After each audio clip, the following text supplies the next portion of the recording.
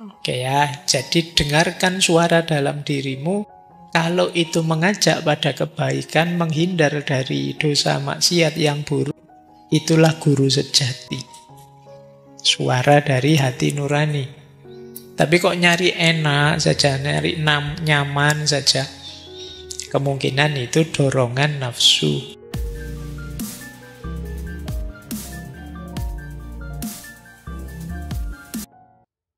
Assalamualaikum warahmatullahi wabarakatuh. Guru sejati erat dengan hati nurani. Bahasa Arabnya kolbu. Itu nurani bahasa Indonesia ya, jangan dibaca bahasa Jawa. Kalau di bahasa Jawa tadi nuroni. Maknanya beda nurani dengan nuroni. Nurani itu ya mungkin serapan dari bahasa Arab ya. Ada unsur nurnya, ada unsur cahayanya. Jadi itu jenis cahaya. Jadi hati nurani itu suara batin terdalam. Jadi intinya itu kan hati nurani yang sering nuntun kita. Sering diidentifikasi hati nurani itu suara lembut, suara halus dari dalam diri kita. Dia tidak memaksa, tapi kita sulit menolaknya. Itu suara hati nurani. Jadi misalnya gini, ngaji ndak ya malam hari ini? Rasanya kok tidur lebih enak. Tapi kok kalau ndak ngaji gimana? Wong ada waktu, ndak ada halangan apa-apa. Keinginanmu, dorongan dari dalam dirimu, mbok ngaji saja lebih baik. Ndak ngaji ndak enak loh. Meskipun nyaman tapi kan ndak baik. Lebih baik kan ngaji. Itu suara hati nurani. Jadi yang berfatwa hatimu. Itulah hati nurani, ada di dalam diri. Ketika melakukan salah, kamu was-was, ndak enak. Itu juga hati nurani. Misalnya, kamu dititipi temanmu absen misalnya. Yalah, duniamu kan tidak jauh-jauh dari situ. Jadi dititipi temanmu absen. Yo, mau ndak dituruti ki wong konco. Dituruti itu kok rasanya ada rasa bersalah. Itu hati nuranimu yang menggugat. Apa boleh kayak gini? Bukankah ini curang? Itu sebenarnya suara hati. Itu.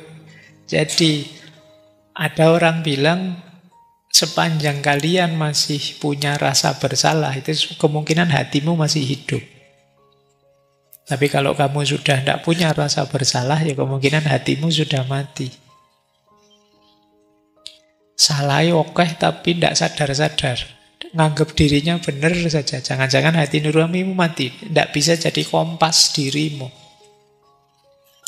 Di situ saya jelaskan hati nurani itu semacam kompas batin yang mengarahkan kita. Kalau dia jernih, mengarahkan kita pada kebenaran.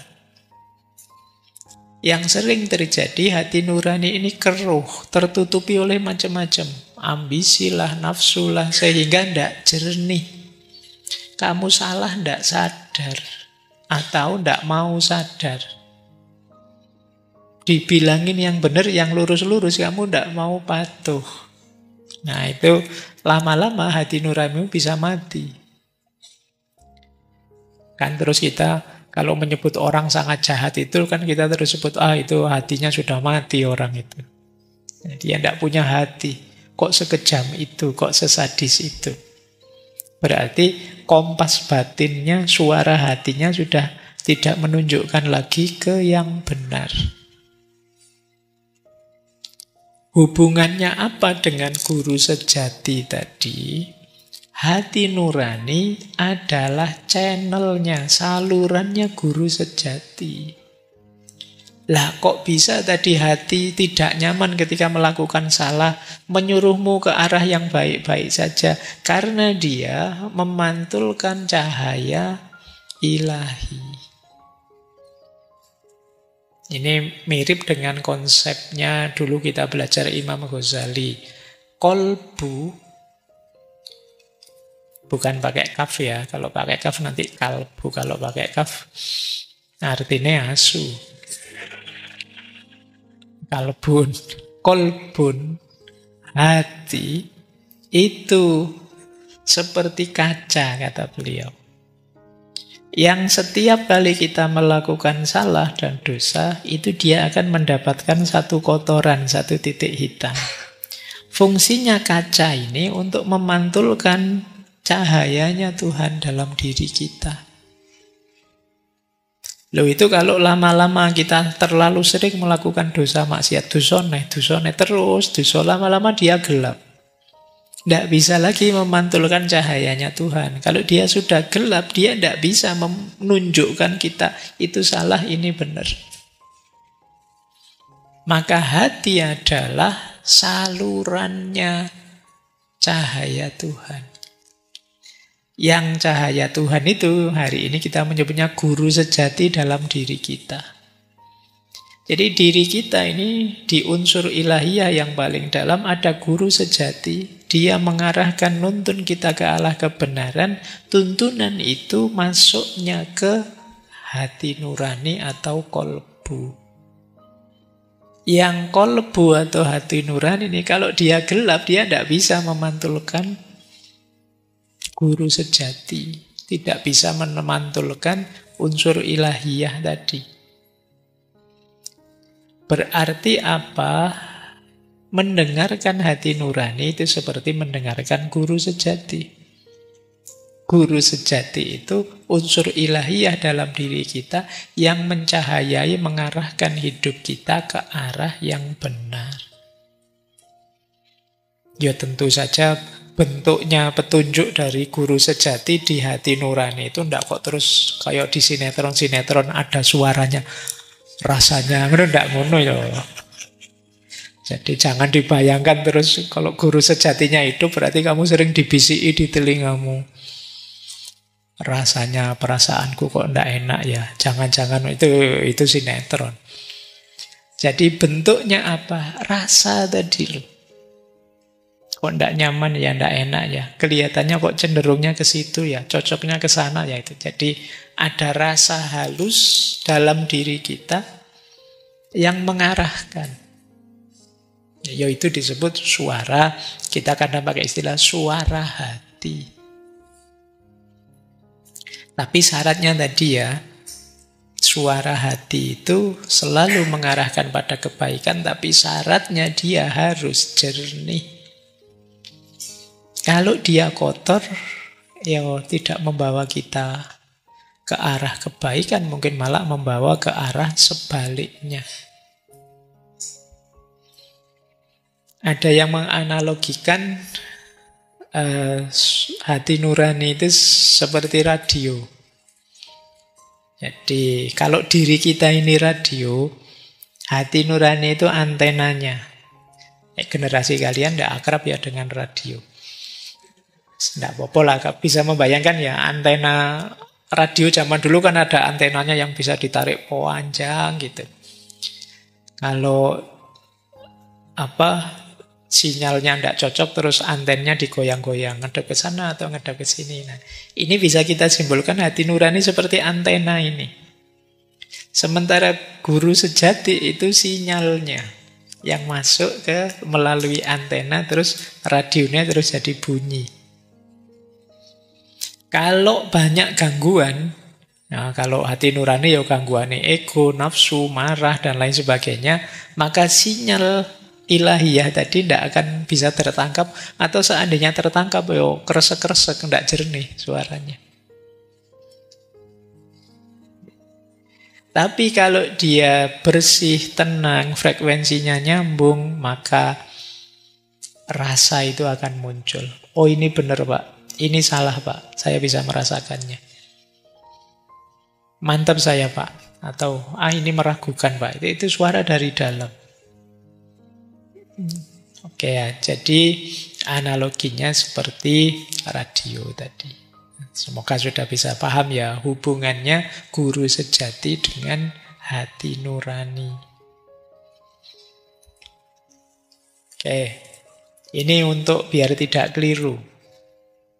Jadi suara dari dalam itu secara umum nanti ada 3. Ada dari hati nurani tadi, ada dorongan nafsu, ada bisikan setan. Sederhananya ini, sebenarnya ini saya ambil dari Imam Ghazali. Jadi kalau suara dari hati nurani cirinya apa? Membuat tenang.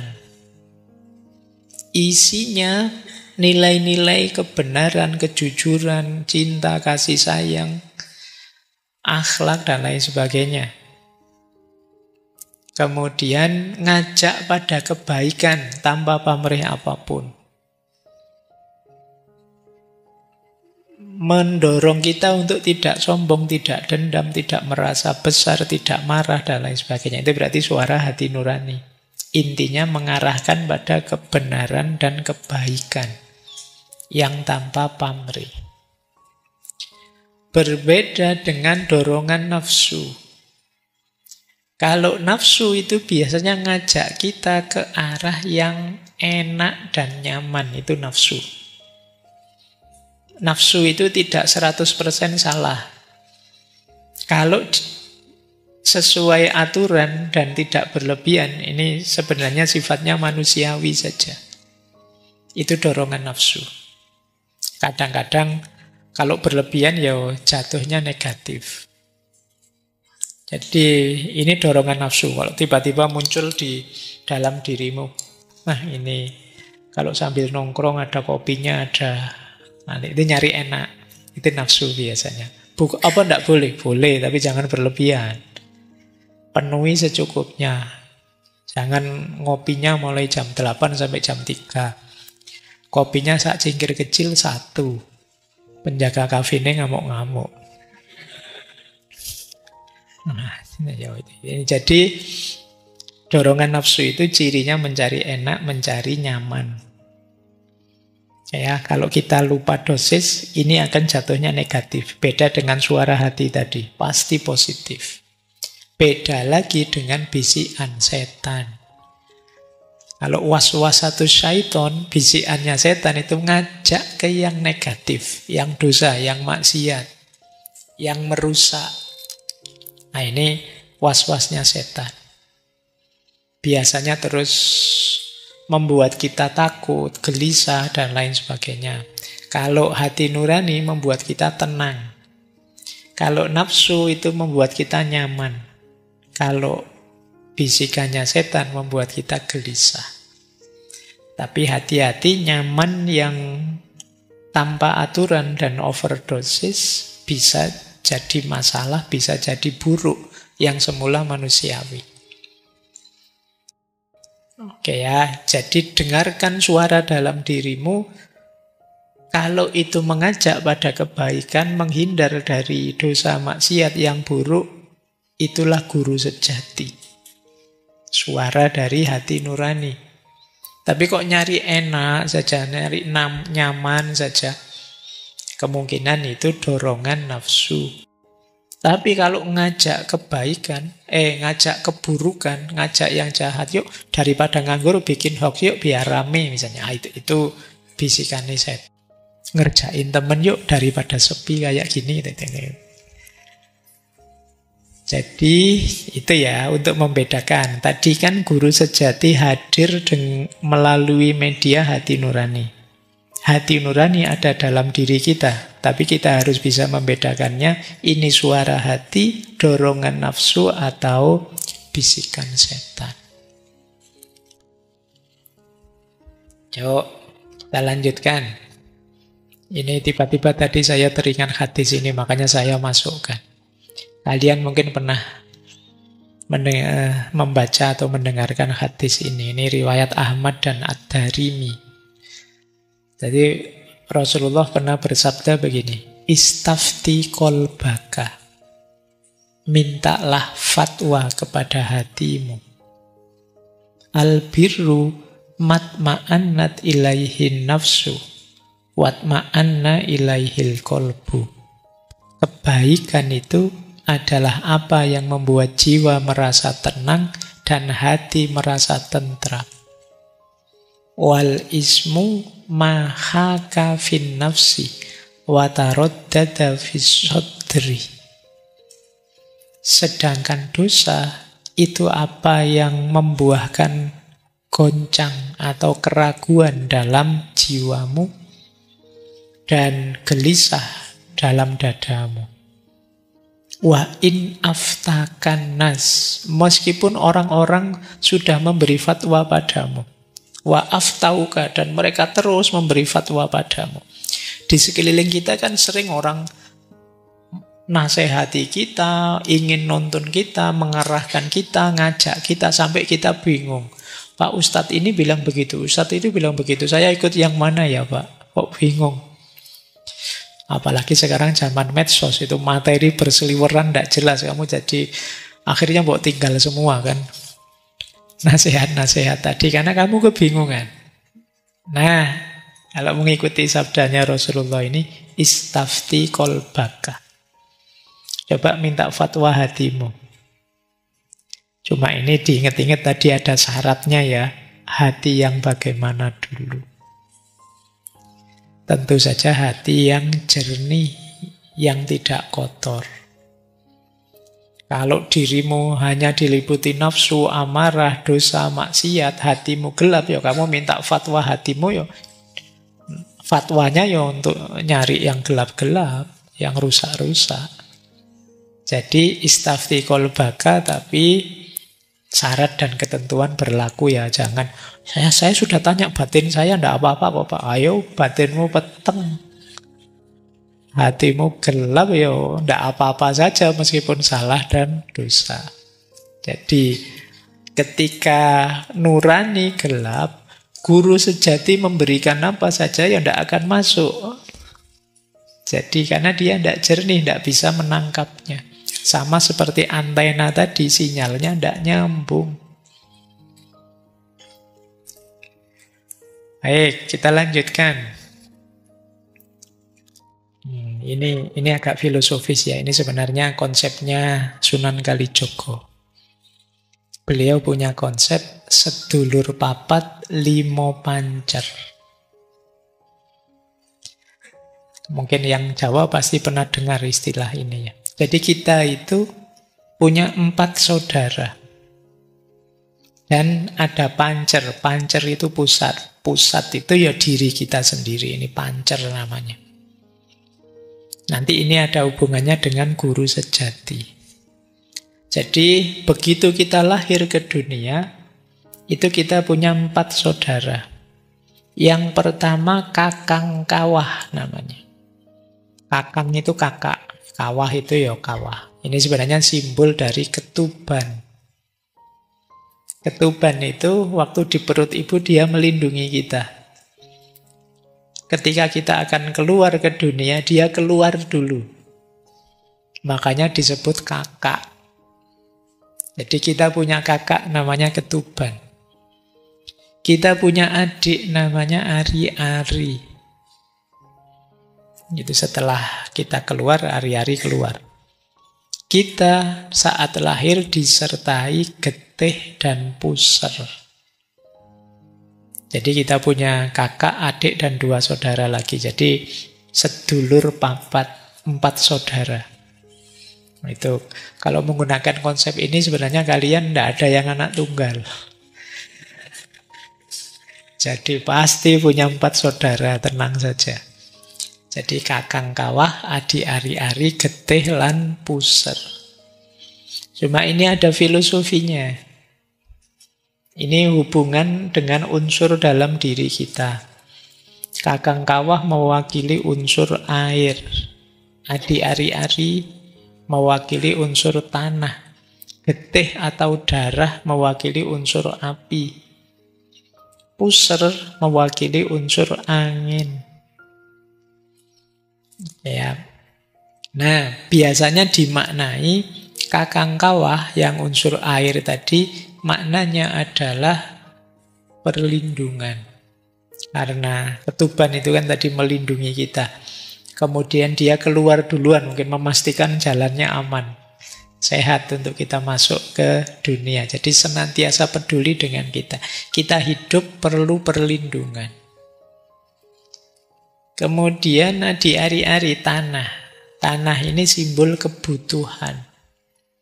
Jasmani, rohani kita itu ada banyak keperluan, ada banyak kebutuhan. Kemudian darah itu simbol dari energi dan semangat, simbol kehidupan. Sementara puser ini kan udel-udel kalau bahasa Jawanya ya. Ini kan yang menyambungkan diri kita dengan dunia luar.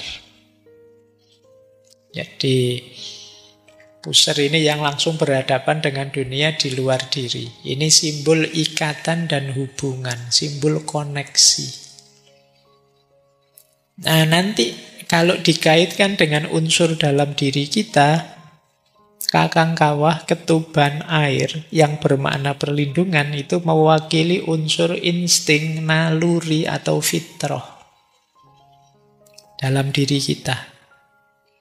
Sementara ari-ari yang mewakili unsur tanah yang bermakna kebutuhan hidup itu mewakili unsur tubuh fisik ini, jasmania. Getih, api yang bermakna sumber energi dan semangat itu mewakili unsur akal dan emosi kita. Puser tadi yang bermakna ikatan hubungan ya menyimbolkan hubungan kita dengan Tuhan, dengan sesama, dengan manusia. Dalam hidup ini kita perlu empat-empatnya. Harus selalu ada. Jadi karena salah satu tidak ada, hidup kita tidak akan seimbang. Jadi jangan main-main dengan empat saudara kita ini. Kalau ada salah satu yang kita terlantarkan, hidupmu tidak akan bahagia. Menelantarkan insting, naluri, fitrah, sulit bahagia. Nah, Pak, saya tidak akan nikah Pak sampai besok. Nikah itu fitrah, insting. Tidak sekedar kalkulasi rasional. Kalau kamu tinggalkan mungkin ada yang kosong, ada yang hilang. Ada keseimbangan yang lepas dalam hidupmu. Kebutuhan jasmani, saya tidak akan makan Pak, saya mau hidup ini tirakat full 24 jam puasa, itu tidak mungkin. Mesti tidak seimbang hidupmu. Atau tidak perlulah Pak pakai akal, pakai emosi, itu sudahlah, saya ingin hidup itu spiritual full, itu juga akan membuatmu tidak seimbang.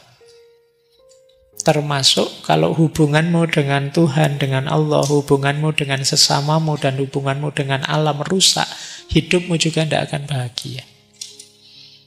Maka jangan main-main dengan sedulur papat ini. Dia akan jadi tiang yang menopangmu dalam hidup. Dialah yang mendukung 5 pancer. Yang kelima bagian pancer. Pancer itu bagian pusat diri kita. Nah, kalau sedulur papat tadi hidup harmonis, seimbang, cukup, maka pancer akan tenang. Pancer akan mutmainnah. Kalau pancernya mutmainnah, guru sejati akan hadir bisa membimbing. Karena di situ batin kita jernih. Ya, jadi ini hubungan antara guru sejati dengan diri kita sebenarnya, yang oleh Kanjeng Sunan Kalijaga disimbolkan dengan sedulur papat 5 pancer. Ya, ini simba-simba kita mikirnya sampai sedalam ini tentang diri kita. Yuk, kita lanjutkan. Sekarang fungsinya guru sejati itu apa sih? Tadi kan kita sudah kenal apa itu guru sejati, kemudian hubungannya apa dengan hati nurani. Gunanya apa sih Pak guru sejati itu? Yang pertama, menuntun kepada kebenaran yang sejati. Kalau kita pergi keluar, kebenarannya ya kebenaran yang berjarak. Kebenaran yang, kalau dalam epistemologi ya, kebenaran yang validitasnya paling tinggi, itu kebenaran yang diperoleh melalui pengalaman langsung, adanya dalam diri kita. Saya kasih contoh ya, misalnya. Menurutmu kopi ini manis enggak? Terus kamu diberitahu oleh takmir, Pak Faiz itu selalu minumnya kopi yang manis misalnya. Tapi kan kamu hanya diberitahu manisnya kopi ini dari informasinya takmir. Nah, untuk tahu pastinya gimana, kamu minum saja kopi ini. Bismillah ya.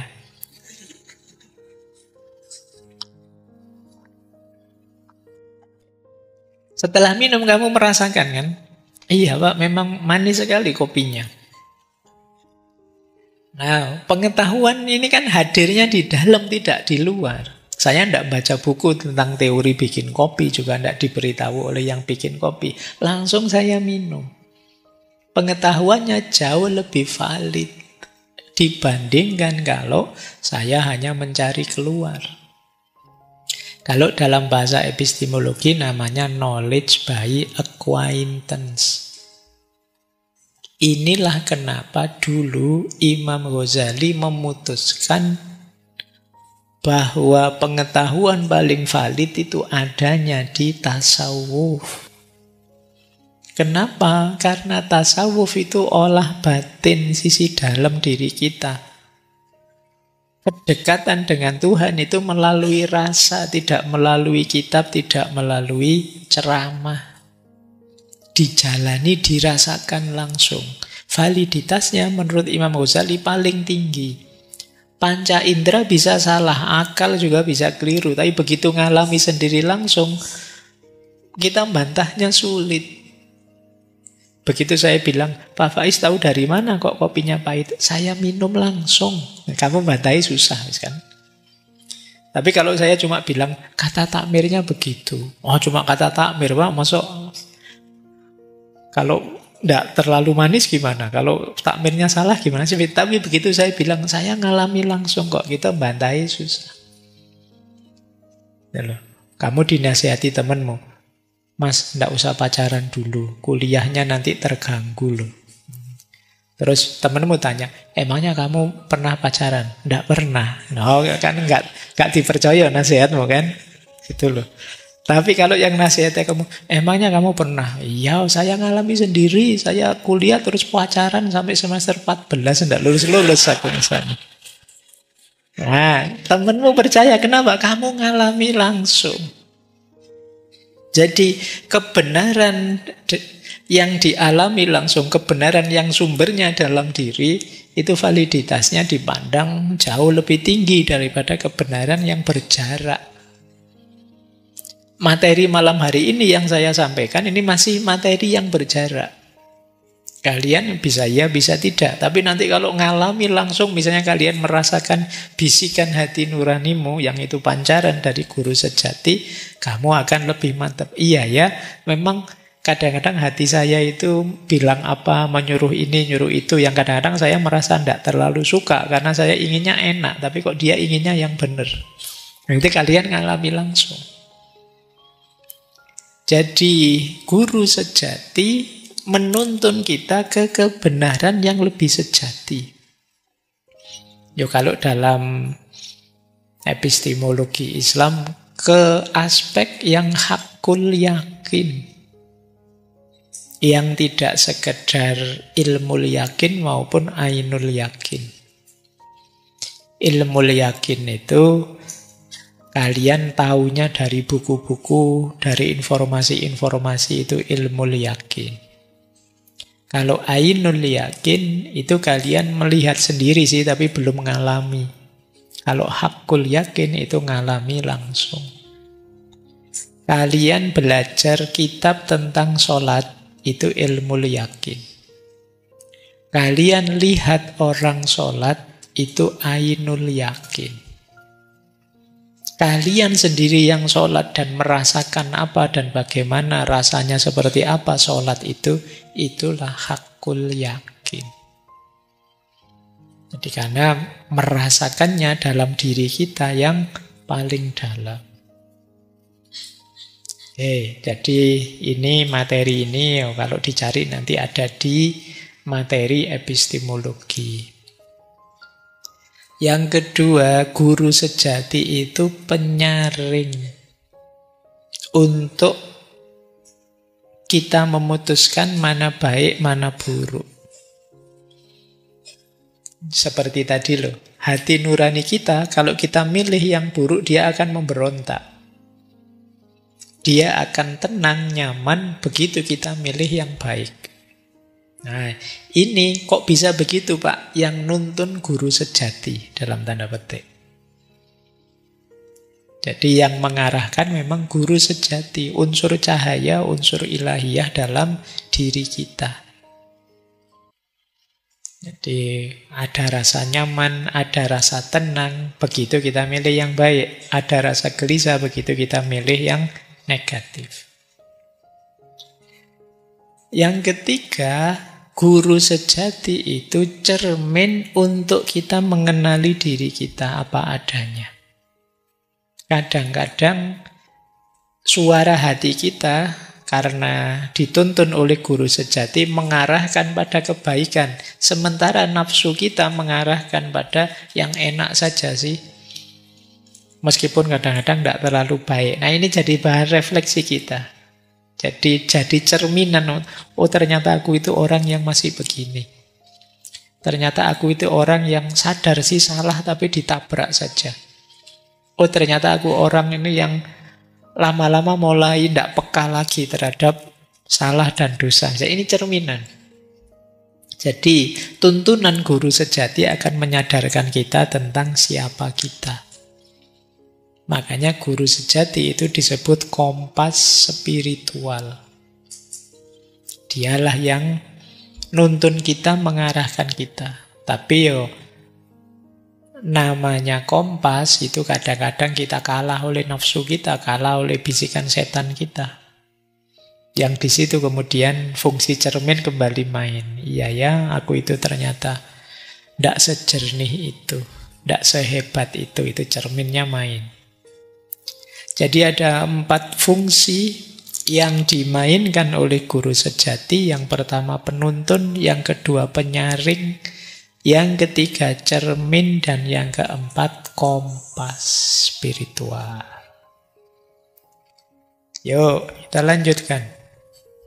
Nah, bagaimana Pak kemudian menemukan atau membangkitkan guru sejati dalam diri kita? Apa yang harus kita lakukan? Ya dalam filsafat Jawa, secara umum jalannya 3. Yang pertama menyucikan hati, tazkiyatun nafas. Yang kedua laku prihatin atau tirakat. Yang ketiga olah rasa. Nanti kita jelaskan sendiri olah rasa ini. Tazkiyatun nafas berarti membersihkan hati dari sifat-sifat negatif, iri, dengki, benci, keterikatan. Ayo kita bersihkan. Karena kalau masih diwarnai ini, sulit kita memahami sesuatu secara jernih. Sulit kita bisa menuruti hati nurani. Orang yang benci sekali misalnya. Orang yang benci sekali kacamatanya kacamata kebencian. Cara pandang, perilaku, kata-kata ya disetir, diarahkan hanya oleh kebenciannya. Orang yang iri juga begitu, disetir oleh rasa irinya. Orang yang dengki, orang yang sombong, dan lain sebagainya seperti itu. Maka ini perlu dibersihkan. Karena karakter negatif tadi jadi titik gelap dalam hati nurani. Kalau dia jadi titik gelap, ya dia tidak bisa nanti pada akhirnya memantulkan suara dari guru sejati. Jadi memantulkan cahaya ilahi dalam dirimu. Jalan pertama tazkiyatun nafas. Kalau istilahnya tasawuf, takholli. Bersihkan diri dulu. Ya. Caranya gimana Pak? Ya tobat. Yang salah-salah direvisi, yang keliru-keliru diluruskan. Jalan kedua, tirakat atau prihatin. Orang Jawa kadang menyebutnya topo. Apa isinya? Mengendalikan diri, melatih kesabaran, menjaga hati dari godaan dunia, ini prihatin. Puasa, mengurangi makan, mengurangi tidur, ini laku prihatin. Bukan berarti karena tidak mampu, ya karena memang ingin melatih diri. Nah, alhamdulillah kan kalian kadang-kadang kan sudah tirakat karena memang tidak punya saja. Tidak apa-apa kan, sekalian tirakat sudah, sekalian prihatin. Pak, saya itu uang saya kadang cukup, kadang tidak sampai akhir bulan. Ya sudah, nawa itulah sekalian tirakat sudah dalam hidup. Sopo ngerti nanti sakti kamu. Jadi ya memang ini jadi salah satu jalan. Untuk apa? Melatih pengendalian diri, kita perlu banyak latihan tirakat. Tidur itu enak, tapi kalau kalian bisa mengendalikan waktu tidurmu, akan lebih membahagiakan. Makan itu enak, tapi kalau kamu bisa ngerem hasratmu untuk makan, apalagi makan berlebihan, maka hidupmu akan jauh lebih terkontrol, dan keterkontrolan itu akan membuatmu jauh lebih bahagia. Itu kan rahasianya. Kenapa sih Rasulullah itu bilang makan saat lapar, berhenti sebelum kenyang. Dalam rumus makan ketika lapar dan berhenti sebelum kenyang, itu ada unsur tirakatnya. Ada unsur pengendalian diri. Dan jadi sekedar makan pun Rasulullah mengajarkannya ada unsur pengendalian diri, kontrol dirinya. Bukan sekedar masalah kesehatannya, ya pasti itu menyehatkan, tapi di situ kita belajar ngontrol diri kita. Biasanya kan makan itu, kalau apalagi makanannya enak, itu kita sak pol-pole. Jangankan sebelum kenyang, kalau kita kekenyangan pun ayo. Eman-eman Pak, nih, kalau makan itu kan gongnya biasanya di belakang, yang enak-enak kamu makan terakhir kan. Justru itu disuruh berhenti, wow itu ganjel sekali itu. Tapi kalau kamu mampu seperti ini luar biasa. Jadi daya tirakat, daya prihatin. Buahnya apa Pak? Pengendalian diri. Baik ya, jadi ini rumus menemukan guru sejati, menyucikan hati dan laku prihatin. Yang ketiga, olah rasa. Olah rasa ini berhubungan dengan bagaimana kita membersihkan dimensi batin kita. Jadi olah rasa itu menajamkan kesadaran batin agar kita bisa menangkap kebenaran, menangkap kehendak Tuhan, dan memahami makna di balik segala peristiwa. Kadang-kadang digambarkan seperti menjernihkan air yang keruh, sehingga cahaya bisa terlihat. Jadi nanti ada rumusnya olah rasa ini. Tapi diingat-ingat, rasa itu tidak sekedar rasa ya, tidak sekedar emosi, tidak sekedar Pak ini pedas, ini pahit, tidak sekedar itu, awas keliru. Kalau itu kan rasa fisik. Ini rasa batin. Rasa batin pun ya tidak sekedar emosi. Kalau dalam falsafah Jawa, yang namanya rasa itu setidaknya ada 3 jenis. Ada rasa pribadi. Rasa pribadi itu kepekaan kita terhadap diri kita. Sisi batin kita. Ini loh, rasa pribadi itu. Wah, sedang marah nih saya. Tersinggung ini kelihatannya saya. Itu tidak gampang loh orang bisa seperti ini. Orang itu biasanya nganggap dirinya stabil saja, padahal tidak stabil. Ternyata aku kecewa ini saat ini. Ini namanya rasa pribadi. Bisa mengenali diri, membaca emosi diri. Ini namanya rasa pribadi. Biasanya ya untuk bisa seperti ini harus mengambil jarak dari diri kita. Kalian mengamati dirimu yang sedang marah, mengamati dirimu yang sedang kecewa, mengamati dirimu yang sedang gelisah. Ini namanya rasa pribadi. Boleh dicoba ya nanti. Mungkin kalian nyari kaca terus lihat dirimu. Seperti apa ya emosiku sekarang. Baik. Saya pernah baca, lupa di mana, tapi coba latihan mengambil jarak dengan dirimu itu dengan cara memanggil namamu sendiri. Ngobrol dengan dirimu. Mungkin rasanya agak cringe ya.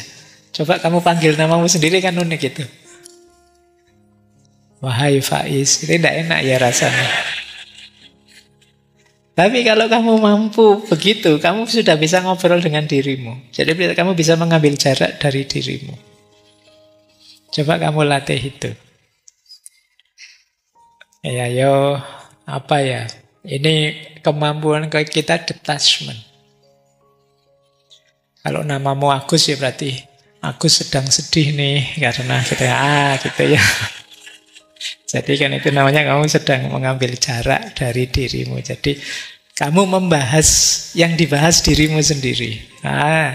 Oke, itu namanya rasa pribadi. Nanti ada rasa sosial. Rasa sosial itu daya empatik. Aku bisa merasakan yang engkau rasakan. Itu rasa sosial. Aku bisa merasakan kegelisahanmu. Aku paham kesedihanmu. Itu rasa sosial. Nah, kali ini sebenarnya tidak di rasa pribadi, di rasa sosial. Tapi guru sejati itu rasa ilahi. Kesadaran batin kita tentang hadirnya Tuhan dan kehendaknya Tuhan. Itu rasa ilahi. Rasa ilahi itu begini. Ketika kita mau melakukan sesuatu, ini dilarang oleh Tuhan. Tidak boleh sebenarnya. Itu rasa ilahi.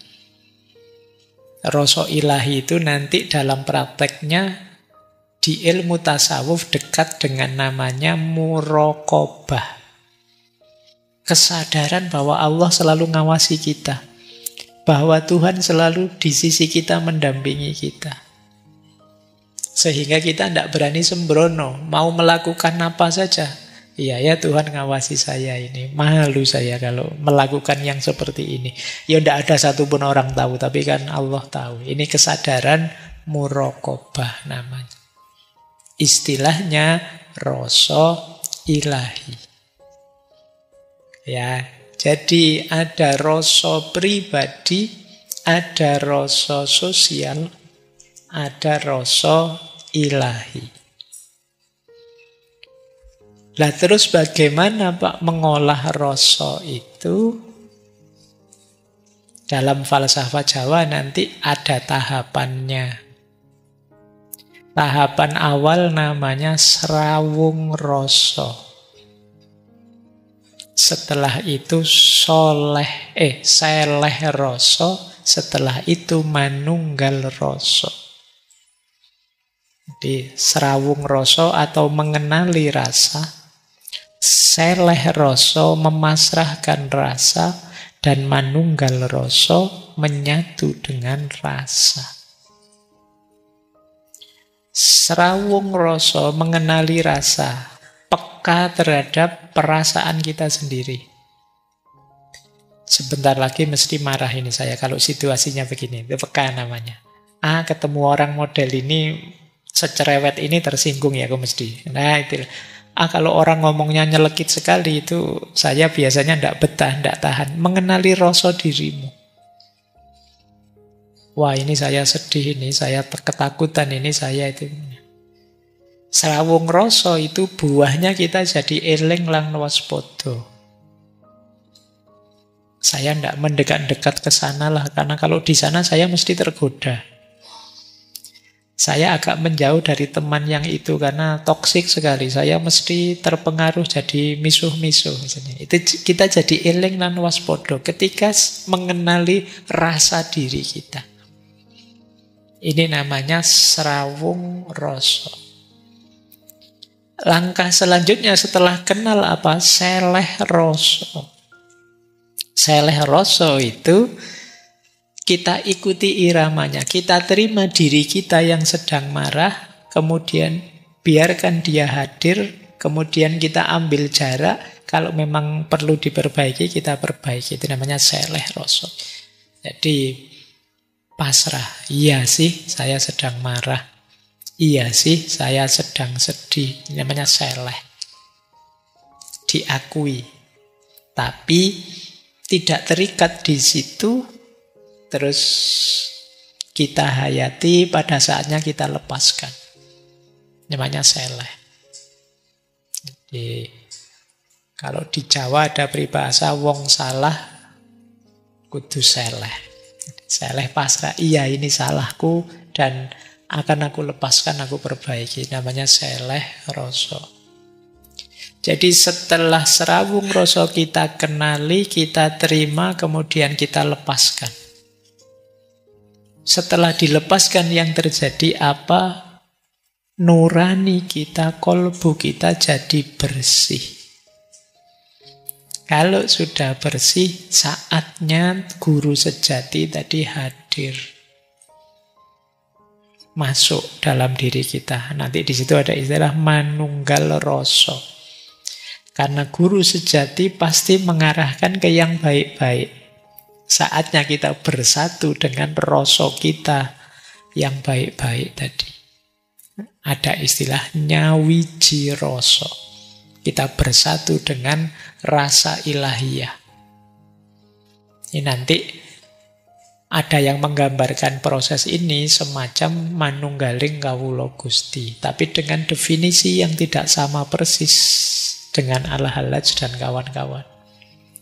Jadi manunggaling kawula Gusti di sini bersatunya kehendak Tuhan dengan kehendak kita sebagai manusia. Yang kita inginkan itu, yaitu yang diinginkan Tuhan. Itu namanya kita sudah manunggal berarti. Kita sudah nyawiji. Allah menginginkan kita jujur dan kita juga senang kalau melakukan kejujuran. Itu berarti kita sudah bersatu. Allah menginginkan kita taat dan kita gembira menjalankan ketaatan itu. Kita juga ingin taat. Bersatu sudah, nyawiji rasa, manunggal rasa. Jadi setelah serawung kita seleh, kita jernihkan diri, setelah jernih kita bersatu. Hadirnya Tuhan dalam bentuk kebaikan-kebaikan melalui hati nurani. Itu yang disebut manunggal rasa. Ini tahapan-tahapan olah rasa. Dalam rangka apa? Membangkitkan guru sejati tadi. Dalam kolbu kita, hati nurani kita. Ada satu quotes menarik. Olah rasa adalah jalan sunyi kembali pada Tuhan. Ia tidak butuh kata-kata banyak. Tidak butuh keramaian. Hanya kesungguhan dan keheningan batin. Ya, nanti kalian renungi ya kalimat ini. Rasa iku guru sejati. Yen wis ngerti rasa, bakal ngerti kersane Gusti. Rasa adalah guru yang sejati. Jika sudah paham rasa, akan paham kehendak Tuhan. Rasa yang sejati adalah jernihnya hati nurani tadi. Baik, kita lanjutkan materinya. Nanti dalam konsep falsafah Jawa ada istilah samadhi atau semedi. Semedi mungkin kita membayangkannya orang yang diam, menunduk, dan lain sebagainya itu ya. Yo, ilustrasinya begitu. Tapi yang jelas, kalau dalam filsafat, semedi itulah wadahnya olah rasa. Apa sih semedi itu? Laku diam, hening, menyatu dengan kesadaran batin kita. Jadi proses rawung, kemudian seleh, kemudian nyawiji, manunggal, itu bisa kita jalankan antara lain dalam proses semedi. Nah, ini kalau di tasawuf dekat dengan konsep uzlah. Ayo kita menjauh sebentar dari keramaian, mencari keheningan, membaca, memahami dimensi batin diri kita. Kenapa sih Pak kok harus semedi segala? Mbok ya biasa saja bareng-bareng orang, rame-rame. Logikanya begini, kalau kita masih rame terlibat dalam keramaian, kita mesti sulit fokus. Jadi pikiran yang gaduh, pikiran kalau masih rame isinya macam-macam, itu nanti bisa jadi penghalangnya rasa yang sejati. Nah, dalam kita bersemedi, pikiran kita ditenangkan, sehingga suara-suara hati nurani bisa terdengar. Jadi semedi itu isinya mengendapkan rasa tadi. Jadi kalian boleh ngambil momen sendirian sambil merenungi dirimu. Uzlah kemudian tafakkur tentang dirimu. Pahami isi hatimu, pahami suara-suara hatimu. Kalau momen semedi ini kalian jalankan, disitulah nanti guru sejati akan terdengar suaranya. Hati nuranimu suaranya bisa kamu pahami. Jadi dalam keheningannya semedi kalian mencapai namanya hening kang linuwe. Hening yang dalam. Jadi semedi itu gunanya apa? Ngerasake rasa. Merasakan rasa yang sejati. Rasa yang sejati itu yaitu kondisi kolbu kita, batin kita yang jernih sehingga bisa memantulkan cahayanya Tuhan. Di situ nanti ada tuntunan-tuntunan dari hati kita. Oke ya, ini kalau ada yang tanya, Pak orang Jawa kok kadang-kadang semedi, kadang-kadang nyepi sebentar, mengheningkan cipta, mencari kesepian, itu dalam rangka mendengarkan suara hati yang jernih, yang tidak terkontaminasi oleh macam-macam ruwet gaduh di sekelilingnya. Nah, kalian boleh ya ngambil trik semedi ini ya, karena hari ini kan pikiran kita itu gaduh, terus rame, terus lagi santai-santai buka TikTok, tiba-tiba disuruh bahas ijazah, terus kamu pusing lagi, ki opo urusan ijazah. Jadi kamu ndak sempet tenang, pikiranmu gaduh terus. Ambillah momen, saya ndak tahu seminggu sekali, sebulan sekali untuk kamu masuk ke dalam, jangan terlalu sering keluar. Dengarkan suara hatimu sendiri. Semoga batinmu jernih. Kalau belum jernih, ya bersihkan.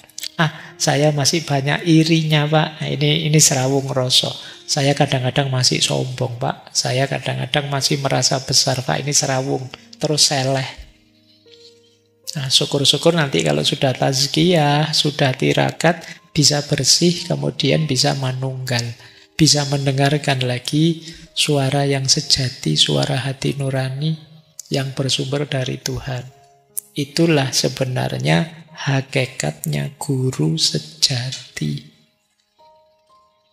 Pak, yang saya baca buku, yang diajar guru, diajar dosen, itu rujukan.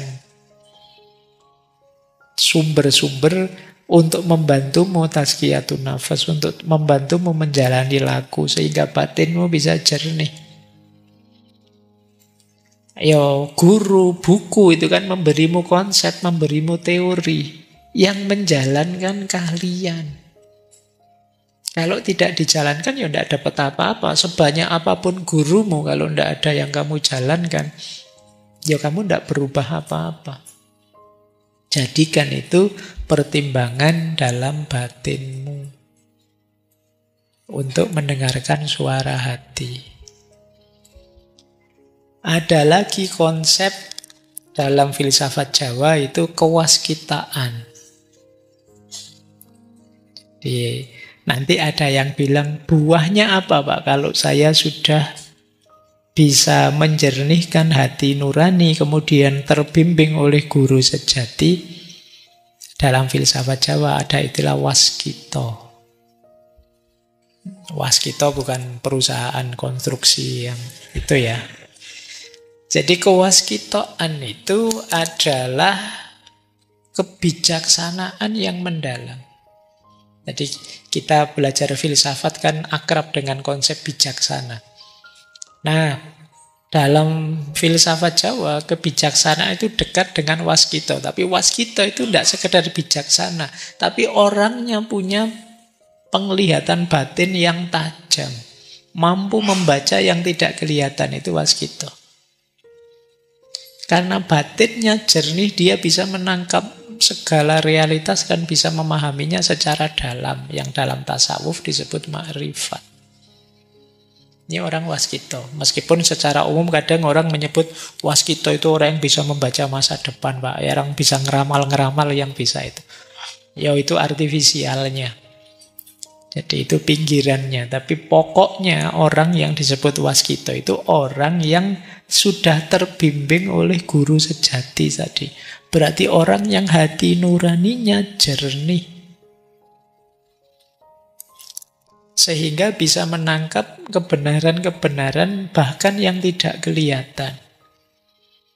Kadang-kadang kan kalian heran, ini orang ini kok pintar sekali ya, ngerti, saya belum ngomong saja sudah ngerti. Itu karena mereka ini levelnya sudah waskita. Jadi bisa menangkap dari gejala, gesturmu, kebiasaanmu yang ini, dia langsung bisa menebak.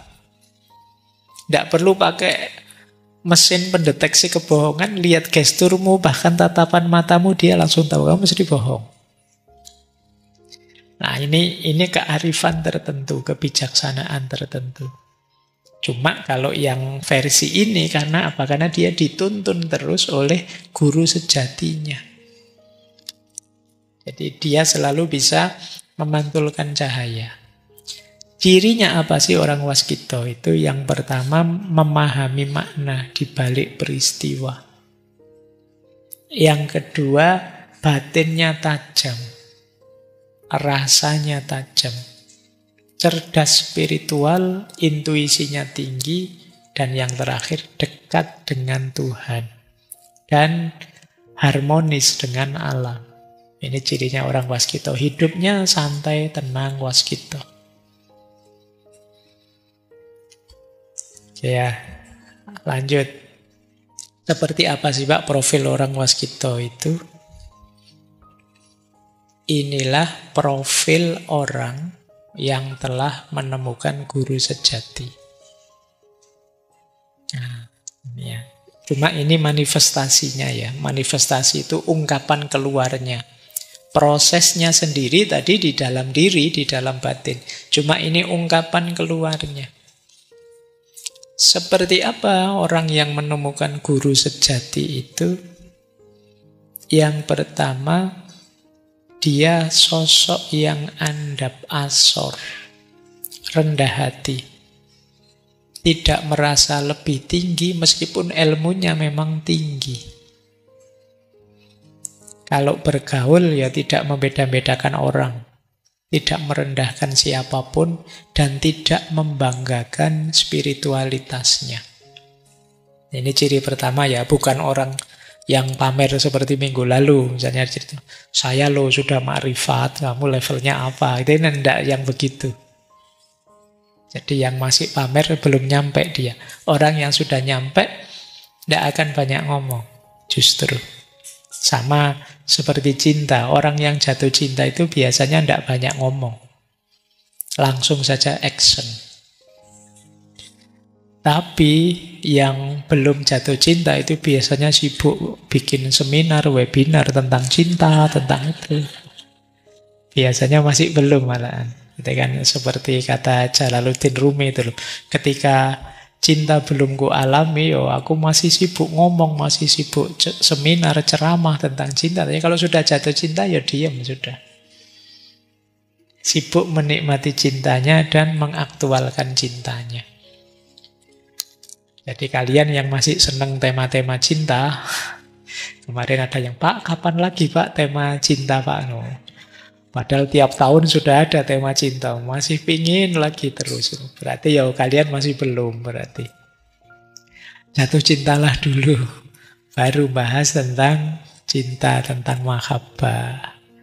Oke ya, orang rendah hati tidak membangga-banggakan spiritualitasnya. Mungkin kamu tidak tahu orang ini spiritualitasnya tinggi. Karena dia tidak pamer. Yang kedua, sumeh dan welas asih. Sumeh itu ramah. Sumeh itu terjemahan, mungkin kalau dalam bahasa Arab itu basam, murah senyum. Welas asih, penuh kasih sayang. Wajahnya teduh, terbuka. Orang melihat ikut damai. Kan kadang-kadang ada di sekitar kita, kita lihat wajahnya orang itu rasanya pingin ngamuk, pingin jotosi aja. Wajah kok nyebeli pol kan ya. Tapi orang ini, orang yang sudah menemukan guru sejati, biasanya tenang, teduh. Mudah memaafkan, tidak pendendam. Hatinya lembut, tidak mudah menghakimi. Dia tahu setiap orang punya laku hidupnya masing-masing. Jadi tidak menganggap orang lebih rendah, lebih jelek. Enggak. Orang punya ceritanya sendiri-sendiri. Tidak pada tempatnya kita menghakimi orang lain. Nah itu jadi kehadiran orang ini biasanya menenangkan, menggembirakan. Kemudian meneng lan eling. Meneng itu hening, tidak banyak ngomong. Ngomong itu kalau perlu saja. Lebih senang mendengarkan daripada bicara. Ini dalam hidup sehari-hari ya, bukan dalam kajian ini. Kalau di kajian ini saya yang paling banyak ngomong, kamu mendengarkan. Nah, dalam hidup sehari-hari tidak banyak ngomong. Kalau ngomong sifatnya ngemong. Ngerti ya? Ngomong yang ngemong. Ngomong yang ngemong itu ngomong yang tidak dominan, tidak hegemonik. Jadi kata-katanya mengayomi, menyejukkan.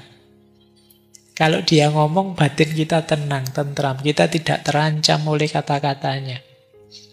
Karena ada kita itu orang, saya nggak mau deket-deket dia, kalau ngomong nyelekit.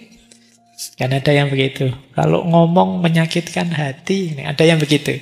Nah ini kebalikannya. Orang ini kalau ngomong membuat orang tenang. Situasi panik begitu dia ngomong, tenang sudah, tidak apa-apa.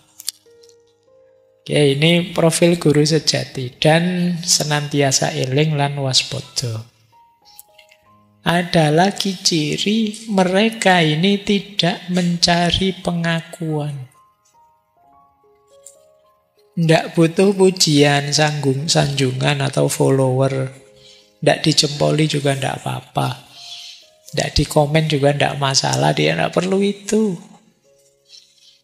Kalau masih mencari pujian, sanjungan, pengikut, mencari kemasyhuran, ya berarti masih belum ketemu guru sejati. Tidak suka pamer keistimewaan, kebisaan. Kalau bahasa hari ini tidak suka flexing. Hidupnya biasa saja. Istimewanya apa? Batinnya selalu terhubung dengan Tuhan, terhubung dengan Allah. Kenapa? Nuraninya jernih, sehingga bisa terus menerima pancaran ilahiyah. Kemudian cirinya lagi sumunar, bercahaya, meskipun dia tidak memamerkan dirinya. Jadi meskipun dia sembunyi, tidak banyak bicara, orang tentram. Kalau ada masalah, dia bisa jadi solusi. Kehidupannya sendiri jadi teladan. Ini namanya orang yang bercahaya, sumunar. Orang seperti ini tidak perlu pamer, tidak perlu mencari follower pun ya orang akan hormat, respect, cinta padanya. Kemudian yang terakhir profil guru sejati itu tetek lang temen, teguh dan jujur. Tidak mudah goyah oleh ujian, fitnah, cobaan. Jujur dalam laku batin dan tindakan lahir. Tahu yang benar dan berani menegakkannya. Istimewanya apa? Tanpa harus menyakiti orang lain. Karena kadang-kadang kita berjuang menegakkan kebenaran sambil menyakiti orang lain. Kebenarannya tegak, tapi yang lain tersakiti. Nah ini kalau bisa ya kebenaran tegak tanpa menyakiti orang lain. Apa mungkin, Pak? Ya mungkin saja, buktinya zaman dulu orang-orang yang bijaksana bisa melakukan itu. Zaman sekarang tidak mungkin, Pak. Ya sudah kalau tidak yakin. Kan itu aja. Kalau faktanya wong dulu banyak, kenapa sih sekarang kok tidak bisa? Jangan-jangan kita kurang sungguh-sungguh menerapkannya. Atau jangan-jangan mindset kita sudah tidak di sini. Mungkin hari ini lebih positivistik, lebih kalkulasi-kalkulasi matematis. Sehingga kita jadi tegang, hidup serba cemas.